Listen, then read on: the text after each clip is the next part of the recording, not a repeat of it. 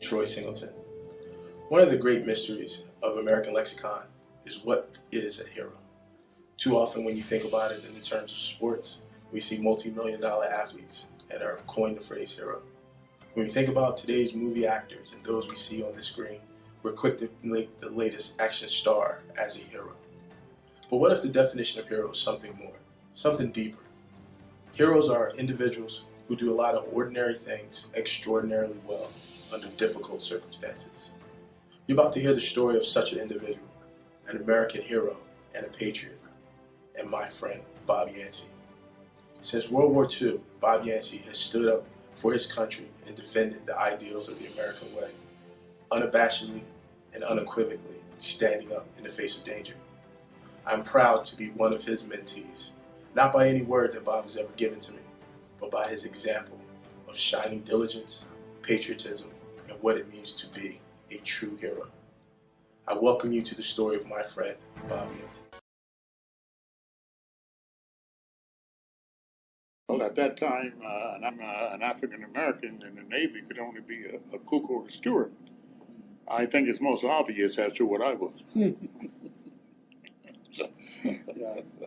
Now, you had a combat readiness position what was that? And how did you end up manning a deck gun, an anti-aircraft gun?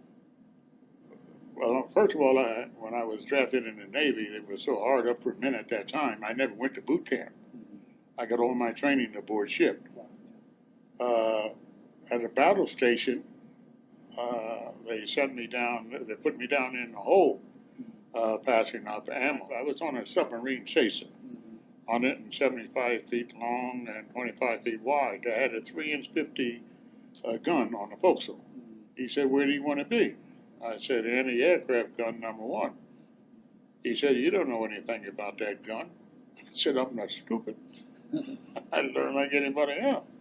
He said, "Well, I'll tell you what, we're going to have target practice for 3 days and then a couple of days before the invasion of Leyte in the Philippines." Right. But he said, "If you get that target," he says, "you can have that gun." I said, "Fair enough." Lo and behold, they brought this Piper plane in, pulling the cable, 350-foot cable. And the objective is when the plane gets midship, the holler commence firing. It'll be firing at the target. When the target gets midship, the holler cease firing. But I didn't hear him. I kept on firing. Next thing you know, the plane is doing like this, trying to get out of my way. Right.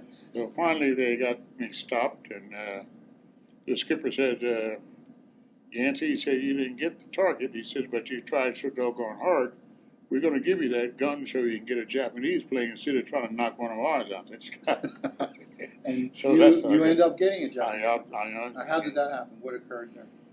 Well, during the invasion of Leyte, they're having an abundance of Japanese planes. All you could see in the sky was a lot of dogfights with the American planes and the Japanese planes. And lo and behold, the Japs really got smart, and they start to coming in to lower the mass of the ships. When they come in to lower the mass of the ship, they knew right well you couldn't fire because you fired your own ships. You had to wait till they pull up. Right. And when they pull up, they knew it was all over. Right. Because there's 800, 900 ships out there. Right. Ain't no way. There's no escape. So, and that's the way it went down. That's how come they lost so many planes. So the plane that you were shooting at was making a strafing run or a bombing run? Oh, yes. And they make suicide dives. They try to hit the turrets of the ships, therefore knocking their guns out of position. Right. You see bodies flying in the air and everything else flying in the air when they make them suicide dives. Okay, now you're 18 years old. You're manning a deck gun. There's kamikazes. There's Japanese planes all over the place. What's going through your mind? Jeez. Survival of the fittest. How do I survive this here? And that's where you make contact with the man upstairs. World War II ends. Where were you when the war was over? I was in the China Sea with 1945. It was right after the invasion of Okinawa. Right. At that time, we had what they call a typhoon. Right, yeah, I heard about that. Yeah, and 3 ships capsized, 3 destroyers. So we were tied to the lifelines and throwing heaving lines over to try to get the guys out of the water. The heaving lines are 100 feet long. The waves would carry us 50, 60 feet up in the air. Right. And the guys would be down there in what we call the swall. Down there, he'd be so far down there, you'd have missed him 100 feet. I imagine that was just as scary as combat. Oh, by sure. Because the wave would wash over you. If you weren't tied to the lifeline, you'd be gone. Now, war's over from 45 to 50. Were you in the Army or the Navy? 45 to 50. I made the transition in 1950. I joined the Army. Right. And because I was a veteran of World War II, right. I only had to take 6 weeks of refreshment training. Right. So they sent me to Fort Dix, and I got to Fort Dix. They sent me out on Range Road. Never forget it, which was completely segregated Right. At that time. So all the African Americans stayed out on Range Road. Mm-hmm. You better not be caught up on main post after dark. And that was basically because you're African American. Yes, definitely. But white were allowed to have the freedom of the post, but not. Oh yeah, not only white, but prisoners were. Oh, that's interesting. Prisoners were, and but we couldn't. Now that. But that you was, see, there's you know, I never fed into that. Right. Because you know, my philosophy has always been that positive thinking brings positive results. Right. So you don't feed into negativity.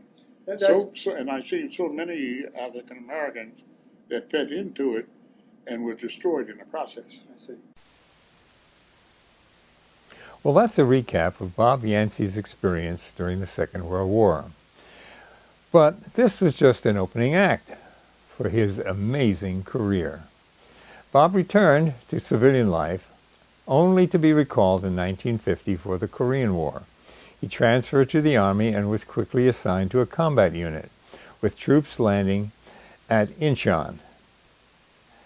This marked a major turning point of the war.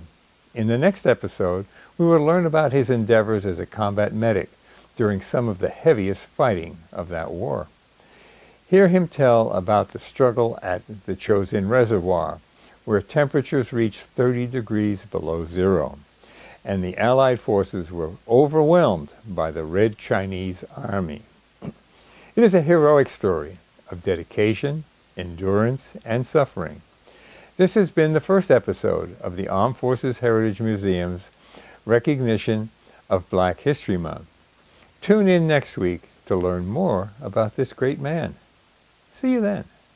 Oh, and by the way, if you'd like to make a contribution to support these videos, go to afhmus.org.